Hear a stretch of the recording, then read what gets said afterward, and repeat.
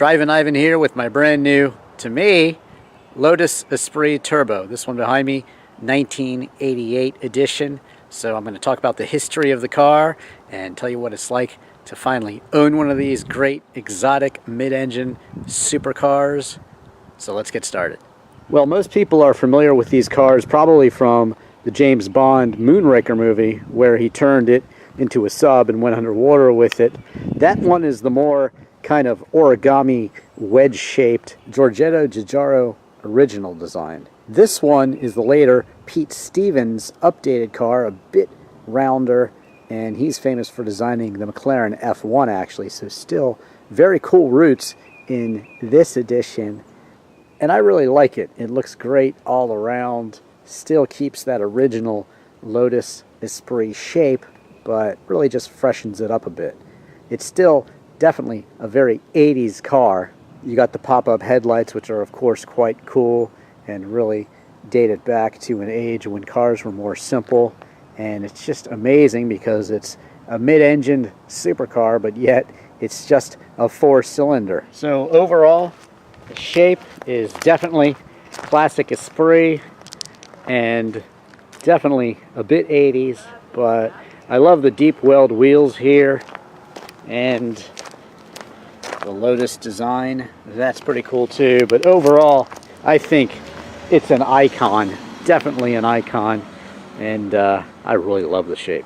And lots of people at Cars and Coffee earlier today seem to love the shape too. It definitely attracts a crowd, and that's what you want from your mid-engined 80s exotic.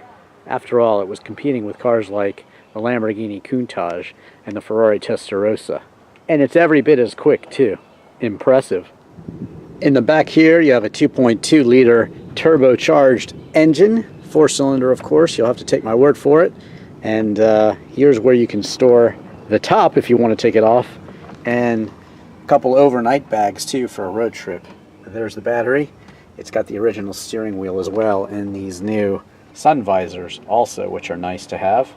Inside you get the Connolly leather in really 3 shades here, which is pretty cool. The seats give you kind of a laid back driving position. This is not the original wheel, but it is a Lotus Momo Italian wheel, which is kind of cool. Notice you get 2 gas tanks, one on each side, and they are connected. That's because there's a beam that runs the length of the car up in the center, as you can see here, and that's basically the structure and the chassis. And so therefore you've got 2 tanks on either side. That's a definitely cool feature. Notice the 5-speed shifter here, very cool, and the 3-tone leather continues. Of course you got that skinny small back window and just leather all around. And the gauges are interesting. The horn is actually right here, and there you go. Pop-up headlights right here. Check them out. Ha! Really cool. Because of the center chassis there, you've got your power windows and also your door controls and even cigarette lighter here on the door. And there's a handle here, which is pretty cool, but check it out. An ashtray right there. As I said before, lighting controls and horn and just your basic gauges up front. A lot of people complain that you can't see them. I happen to be at the right height, so I can see them, which is pretty cool for me. But anyway, you've got a temperature gauge, fuel gauge over there. Straightforward is your boost gauge, and then of course a tachometer and oil pressure and a voltmeter over there. But notice only 41,567 miles so far. More lights over here on this side of the console, and then in the center you have your ventilation control, your air conditioning. This of course is an aftermarket stereo, and again that shifter, really nice to have a wood shifter. Another thing that's nice to have is this super deep glove box, because there's not a lot of storage in here, and this one is pretty deep and large, which is nice. You also have a bit of storage right here, and really not much else. Maybe you can rest something here while you're driving around, but it's not ideal. So there you go, an interior for the Lotus Turbo Esprit that's pretty basic, but really very comfortable, and I think a bit luxurious too, especially when you compare it to the Europa, the car that preceded it, which I also own and have reviewed. Check out that review elsewhere on YouTube.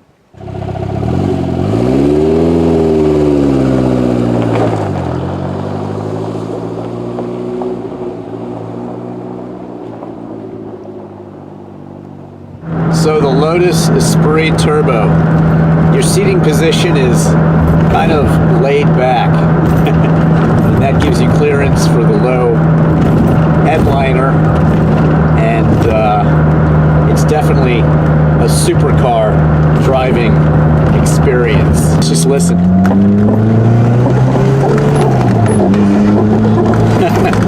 Definitely, you can feel the bumps, no question. The suspension's tight, and you can certainly feel the road quality underneath you, but the steering feedback is great. Handling, since it's mid-engine, is really, really nice. You can get it to oversteer and have fun with it, but still, it doesn't feel twitchy. This is a Lotus, and they are experts at building cars that handle, and other manufacturers have been seeking them out for decades and decades for their expertise in handling. So this Lotus Esprit definitely is a solid and crisp handling mid-engined supercar,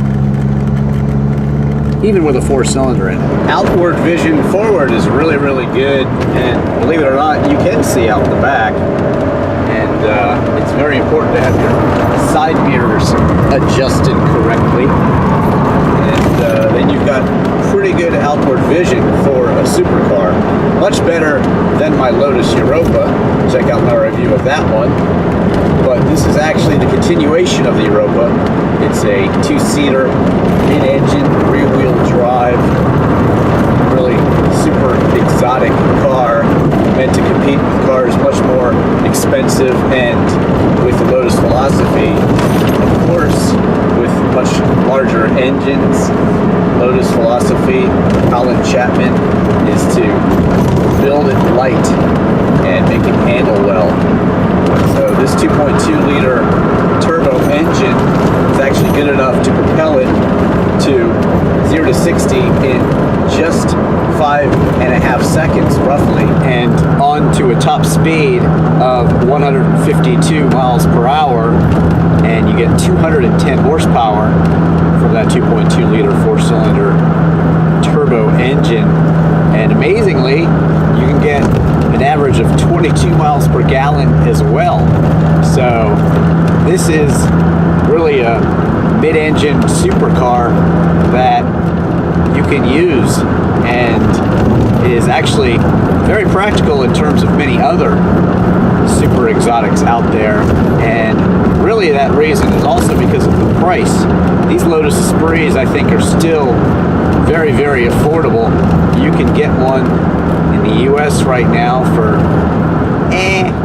high teens to really about $30,000, I'd say, and up for really, really nice low mileage examples. But of course the later cars are selling for more. The V8 Lotus Turbo Esprit is certainly top of the line, and those fetch twice the money, maybe even more. But still, this one is plenty fast, and certainly extremely exotic too. Notice you can really feel the bumps the suspension is made to handle, and it is stiff. I wouldn't call it too uncomfortable. I've driven many, many cars, and this is actually really, really nice. Like I said earlier, especially compared to my Lotus Europa, which is very cramped, and really quite an interesting drive, but nowhere near as fast as well. This one feels like an uber luxury supercar compared to the Europa.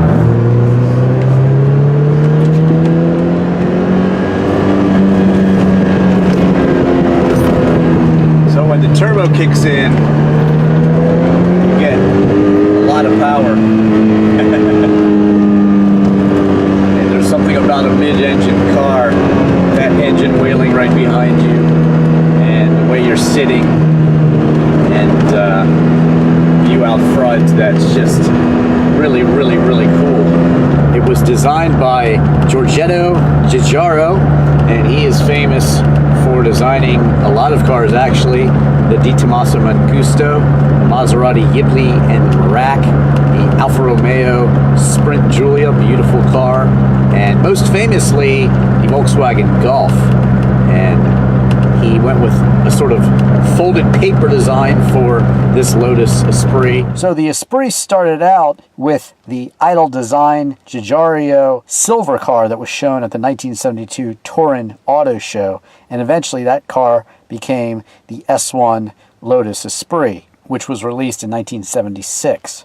In 1978, the slightly revised Series 2 cars came out, and they had an intake and cooling ducts added behind the rear quarter windows, and also taillights from the Rover. The Esprit used lots of different parts that were more readily available to keep the costs down. There was an S2.2 that had a galvanized chassis, and then came the Series 3, but those are really rare, and only 88 were supposedly built. The Lotus Turbo Esprit came along in 1980, and those were significantly quicker, with a 0 to 60 time of right around 6.1 seconds. The chassis and rear suspension were also redesigned. Big changes came about in 1987. That's the X180, built from 1987 to 1993, and that's my test car here. And that was redesigned and restyled by Peter Stevens, who also designed the McLaren F1. These cars were quicker still and handled better as well, and had 0 to 60 times of about a half a second quicker also. The later Series 4 cars, well, they had the V8, so they're really sought after, and they were built from 1993 to 2004, when the Lotus Esprit's production was ended. I don't want to say how old I was when this one came out, but let's just say I was somewhere around high school, and that really makes you remember a car and kind of yearn for it, and that's one of the reasons that I purchased this Lotus.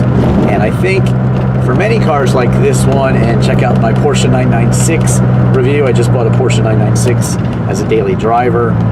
I think there are a lot of great cars these days like this Lotus Esprit are at the bottom of their depreciation, so they're really affordable, and this Esprit was really a great find, I think. It just has 41,500 miles, fully documented. It has the original window sticker, and a lot of history, I think really all the history on the car. And that's certainly important to know, that a car like this has been serviced, because if it hasn't, well, you can have a lot of problems with these cars. Of course, Lotus cars are famous for the electrics going bad and things like that, but you definitely want to have it checked out. Other things to look for: it's a fiberglass body, so really the chassis underneath is the only thing that can rust, so that's actually a good thing. But you always want to check really just that the main services have been done at a Lotus dealership, because if they haven't been done at a Lotus dealership or a Lotus specialist, then you could be in for trouble, because these are very, very delicate cars, and they're certainly a car that has their own quirks mechanically, and you need somebody that knows the tricks of servicing this car. So that's important. Make sure you do your research. There's a lot of good stuff online that I read, and a lot of backup from Lotus online groups that can give you the help you need. So I just got this Lotus Esprit, and I'm checking out the night look. First time I've driven it at night, and I like it actually. I like the green glow. I usually hate the 80s dashes. They've got a lot of red, and red's my least favorite color at night, and this Lotus Esprit is actually really, really cool. It's definitely, I think, a fresh look, even some green in the door over there, and man, I think they did it right, actually. You go, Lotus. Nice job. So I would say go out there and buy a mid-engine supercar like this Lotus Esprit. If you like the earlier cars with that whole James Bond sort of lore, I get it. Yes, those are certainly cool looking. I love that shape, probably more than this one. That being said, I think the later ones are more usable, and they're certainly, I think, more reliable. Earlier cars had basically parts from the Citroën, and this one has some too as well, but also the Renault. So they upgraded the suspension. They definitely have a nice interior, leather interior going on here. So that's certainly something in favor of the later cars. But I think whichever one you buy, the Lotus Esprit is certainly a great value and definitely a deal these days. Thanks for watching. Don't forget to check out all my other videos, Lotus videos as well. I also reviewed the Evora. Check that one out. And of course, check out all of my other car reviews, all of my music videos, my literal video for Chris Isaac's Wicked Game. Don't forget to subscribe and share with your friends. I'm Drivin Ivan.